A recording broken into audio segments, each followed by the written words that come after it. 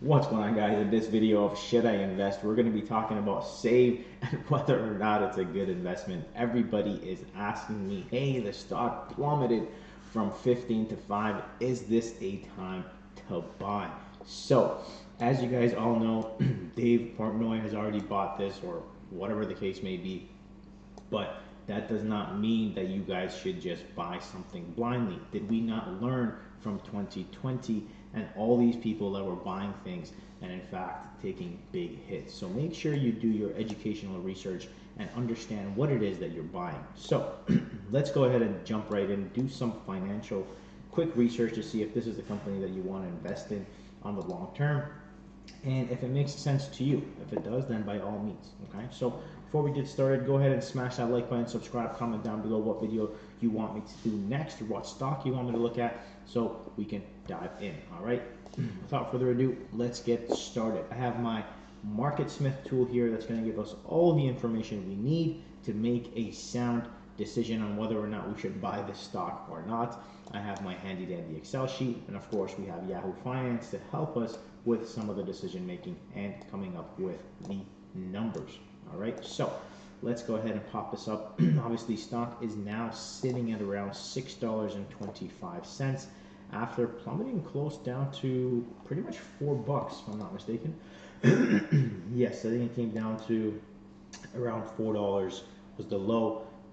Little short recovery bounce, and that coming right back down. So let's see what the numbers tell us, and we can go from there. All right, so we have our handy dandy Excel sheet. Let's go ahead and shrink this a little bit and make it a little bit smaller.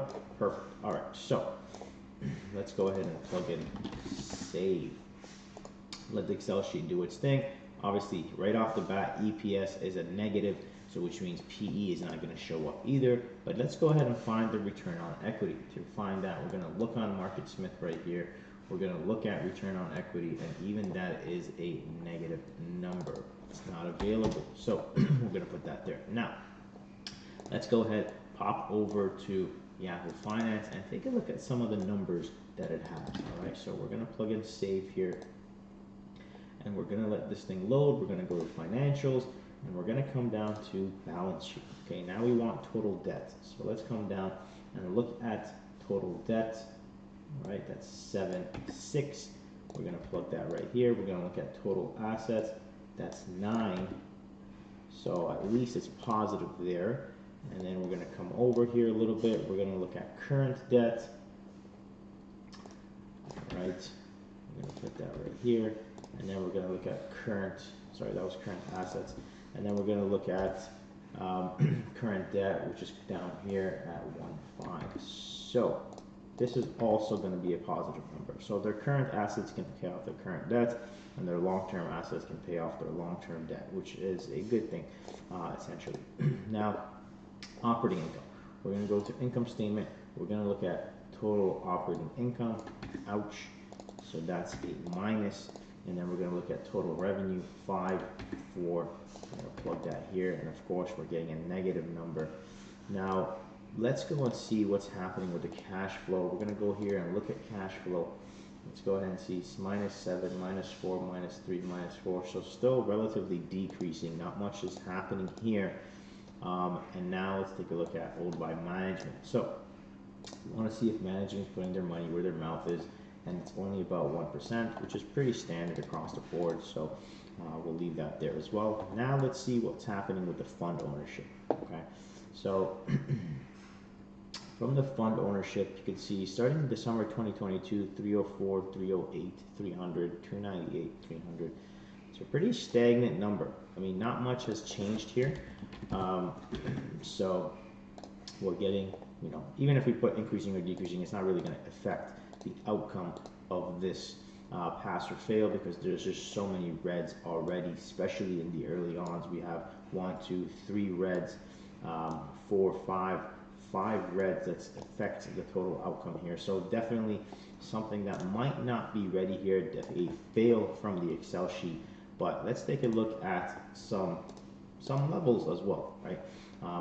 Obviously, back in 2011, when it launched, it pushed up to 80, has just been collapsing since.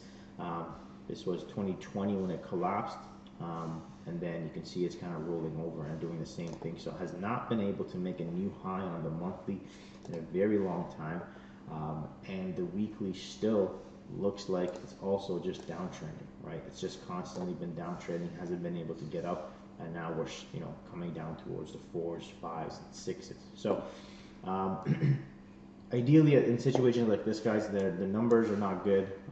You want to look for at least a consolidation on the daily chart, a flattening. So you want to see that basing take place.